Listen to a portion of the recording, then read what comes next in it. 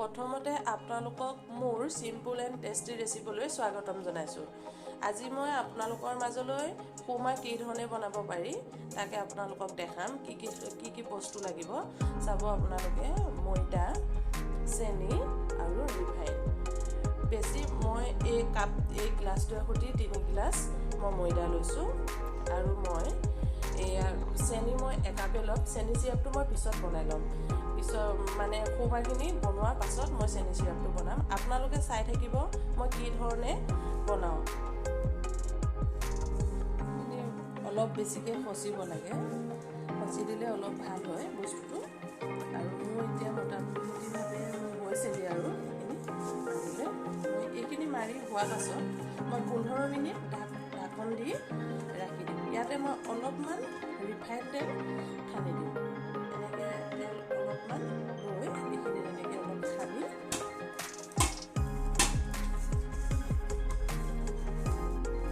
এতিয়া মই এখন ঢাকনাৰে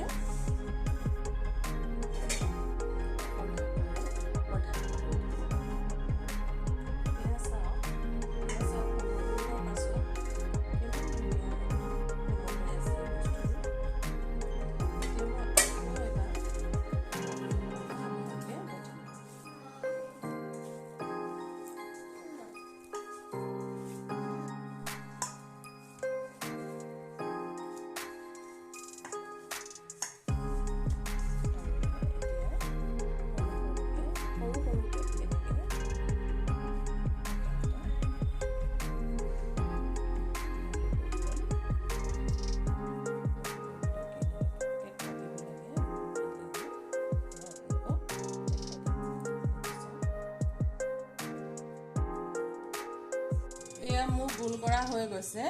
মই এতিয়া এইখিনি মাৰি চাব। আপোনালোকে এনেকৈ কেইটামান শুকান ময়দা দি ল'ব। দি ল'লে তেতিয়া তলত লাগি নধৰে। তেল দিয়াতকৈ এই শুকান ময়দাটো দিলে অলপ বেছি ভাল হয়।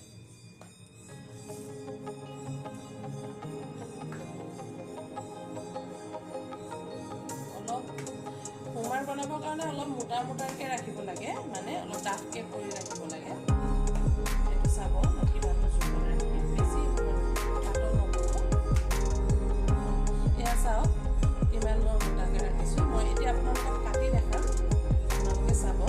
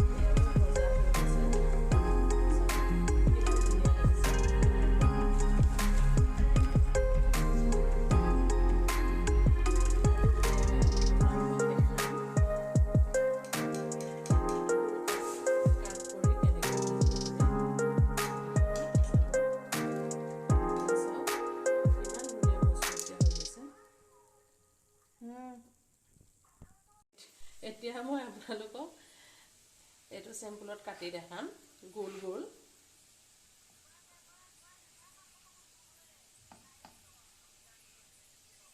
এইখিনি চাওক মোৰ এতিয়া কটা হৈ গৈছে। মই এতিয়া এয়া তেলত দিম। এয়া চাওক।